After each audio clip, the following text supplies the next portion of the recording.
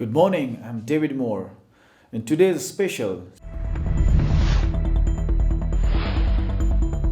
Security Council of Redland 2 has decided to deploy its troop along its border with Blue Land. It comes after a new tension rises between the two neighbors, making security situations more fragile. The Delta is rising in UK, but the attitude is downright cool, making COVID watchers more nervous. In the later hour, we'll find out if the Canadian tennis is entering a golden age. So this is Morning News in Loud Voice Media.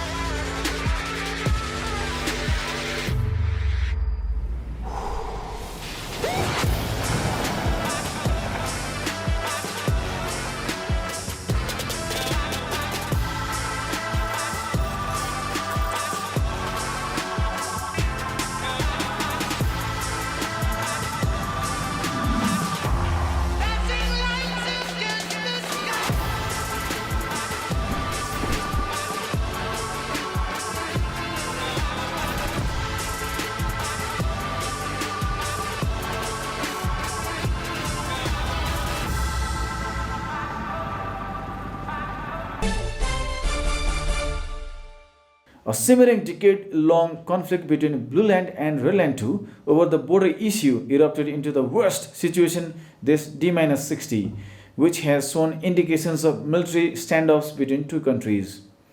In the last 2 decades, Redland 2 is said to be a growing economic power which is interested in pursuing political and strategic gains.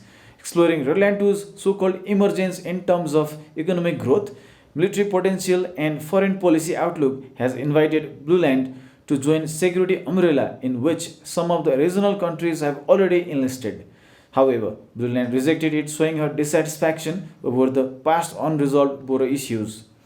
This move has heightened tensions between two countries and has risked escalating into more intense kind of conflict. Military maneuvers in the border areas of Blue Land has hinted the likelihood of using military as an instrument of power against Blue Land. On the other hand, Blue Land has started its preparations to take all measures to protect territorial integrity and sovereignty of nation. Now let's have more updates from our correspondents in Redland 2 and Blue Land. Thank you, David. I'm Summer Gray reporting from Redland 2. Redland 2 activities have increased around the international boundary. Large number of earth-moving plants have been observed maintaining roads near its international border. Furthermore, an equal number of heavy equipments have been observed moving towards the international border. This indicates a massive build-up of Redland 2 forces near the borders. Locals fear that the offensive between the two countries is imminent, and a large number of civilians from villages around the international boundary have been observed to be moving out. Hello everyone, good evening. I am Frank Peter reporting from Blue Land. Now the news in details. As a follow-up to the preparation of the Blue Land forces, troops of Blue Land forces on holidays leave and passes have been called back with immediate effect to prepare for the task at hand.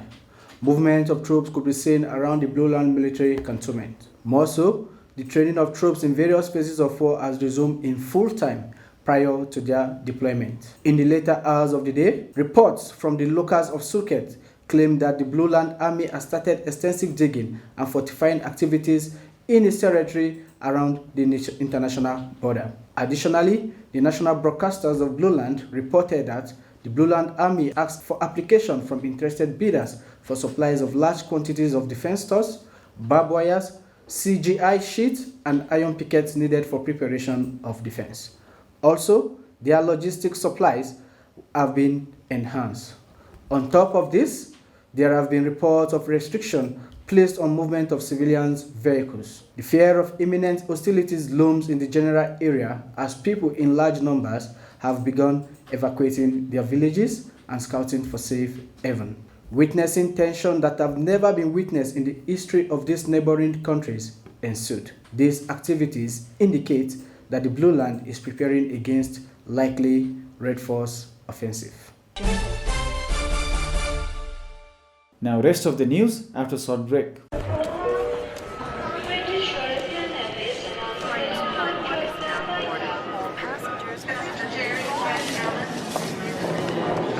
Hi.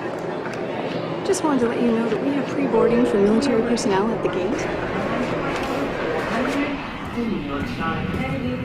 We are ready to invite our first-class passengers and our uniformed military personnel to board at this time.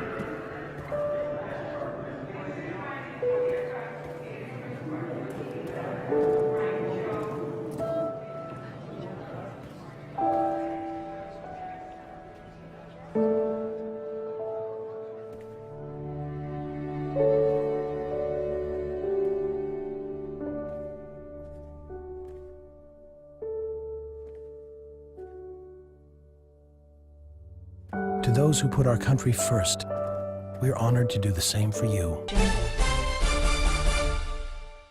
The latest COVID-19 cases in UK is giving rise to growing optimism among doctors and scientists that the highly transmissible Delta variant of the coronavirus can be held at bay with high levels of vaccination and public caution.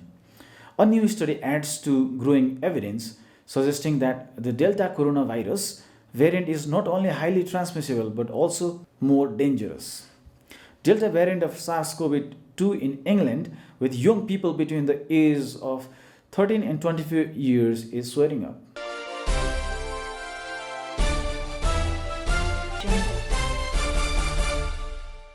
And in tennis, Canada's tennis success story continues to add chapters at breakneck pace with Felix Auger and Leila Fernandez having advanced to semifinals of the US Open for the first time in their short career.